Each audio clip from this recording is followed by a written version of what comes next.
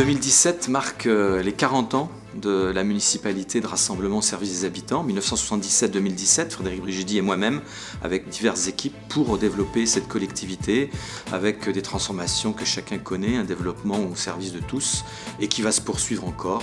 Donc nous avons marqué cet événement comme il se doit au cours de cet été.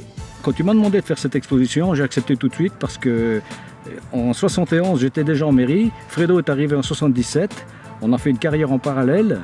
Lui est passé la main en 2004, moi je suis parti en retraite en 2008 avec plein d'archives, plein d'anecdotes à raconter, ce qui a permis de créer cette exposition. La seule personne à qui je pouvais demander de m'accompagner dans ce travail, c'était Yvon, parce que le connaissant au travers de l'association de l'Église romane, je savais que c'était une véritable mémoire photographique au niveau de la ville.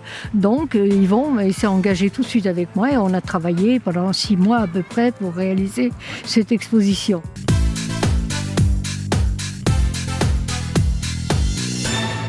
À partir de 1979, commencent les premières fermetures et les manifestations dans les rues, des manifestations très importantes. Les flammes de l'espoir ont amené l'ensemble des enfants des écoles sur la place de Longwy. Les écoles ont suivi ce déclin, c'est-à-dire qu'il y a eu une baisse énorme des effectifs puisque toutes les familles étaient impactées dans les fermetures des usines. Le bicentenaire de la Révolution de 1789 a suscité une importante manifestation des enfants des écoles avec un gros travail dans les classes sur la citoyenneté. Le bicentenaire, ça a nécessité des gros moyens techniques parce que la fête a eu lieu au château d'Reux, ancien site des maîtres de forge. Il a fallu mettre en œuvre des gros moyens techniques qui ont permis de faire une grosse fête.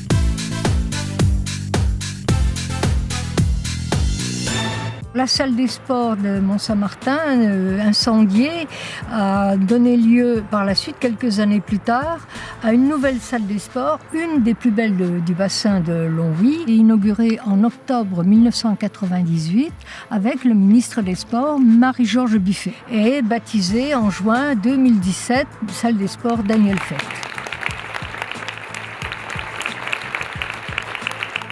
Le sport a toujours eu beaucoup d'importance à Mont-Saint-Martin au travers de ses associations et au travers des associations dans les écoles. Notamment le tennis, le handball et le karaté avec des résultats au niveau France et monde.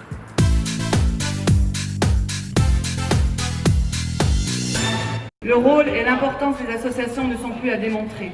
Elles sont vecteurs de valeurs comme le respect, la tolérance, le partage, le vivre ensemble. Des mots de plus en plus souvent oubliés dans notre société aveuglée par l'individualisme, l'indifférence, l'égoïsme, la violence.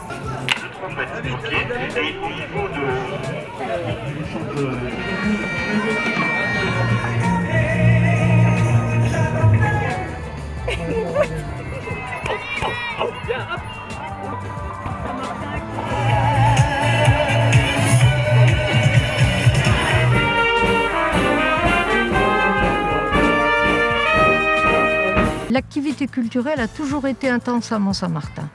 En premier lieu, au travers de sa médiathèque. Ensuite, au travers des différentes activités culturelles menées soit par les associations, soit par la municipalité elle-même. Roger Martin a induit ce mouvement en faisant venir au travers du polar de nombreux artistes et écrivains. Et aujourd'hui, nous continuons dans cette lancée en organisant des expositions soit à l'église romane, soit au parc, qui est un lieu qui se prête très bien à ce genre d'activité. Un événement culturel important sur la ville de Mont-Saint-Martin qui a lieu souvent en mai mais ou quelquefois en juin, c'est le Festival du Conte, organisé avec la coopération de coproduction. Ce festival a lieu tous les ans. Alors le centre en est Mont-Saint-Martin, mais le festival s'étend aussi sur d'autres communes. Et à Mont-Saint-Martin, il touche particulièrement les écoles puisqu'il y a une activité des enfants conteurs. Alors, un autre élément important sur la ville de Mont-Saint-Martin, c'est l'église romane. L'église romane qui, suite à un gros orage en 1999, a vu sa rénovation extérieure, rénovation entière de la toiture et rénovation des façades.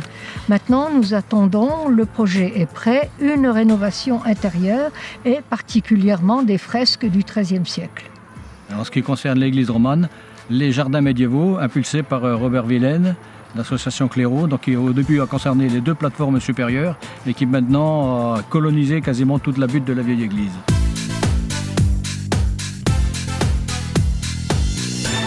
Le viaduc de Piémont a été construit suite à la construction du viaduc de la Chaire et c'est le résultat de nombreuses manifestations qui ont permis le désenclavement de la ville de Longwy et Mont-Saint-Martin. Afin de désenclaver le Val Saint-Martin, il a été créé un rond-point, le rond-point Jean Jaurès, qui a permis aussi l'accès vers la Belgique assez rapide. Et sur ce rond-point a été érigée une statue Murmure créée par Amilcar Zanoni. Statue qui a été la première, qui a donné suite à beaucoup d'autres, créant par exemple un véritable musée dans la ville. Le départ des habitants de Mont-Saint-Martin suite à la fermeture des usines a donné lieu à une restructuration de l'ensemble des bâtiments au niveau du quartier du Val et à la chute qui a marqué les esprits, la chute de la tour. Au travers de l'Agence nationale de l'ANRU, le quartier du Val a été entièrement réorganisé. Disparition de nombreux bâtiments, mais reconstruction soit à la place de ces bâtiments, soit dans un autre espace, mais toujours sur le Val, avec la coopération de l'Agence Batigère. Au travers de l'ANRU, le quartier du Val a connu une restructuration. Alors, dans un premier temps, disparition de 600 logements à peu près, mais aussi reconstruction, ce qui a donné une autre physionomie au quartier, avec aussi la construction du centre commercial et avec tout l'ensemble de ces constructions nouvelles et l'accession à la propriété par l'intermédiaire de l'agence Batigère, un nouveau souffle est arrivé sur le quartier.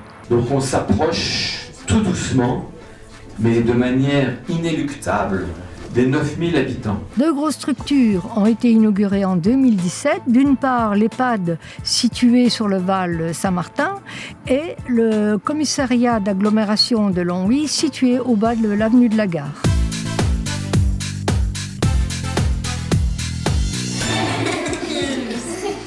Nous, c'est demain. Un pour tous et tous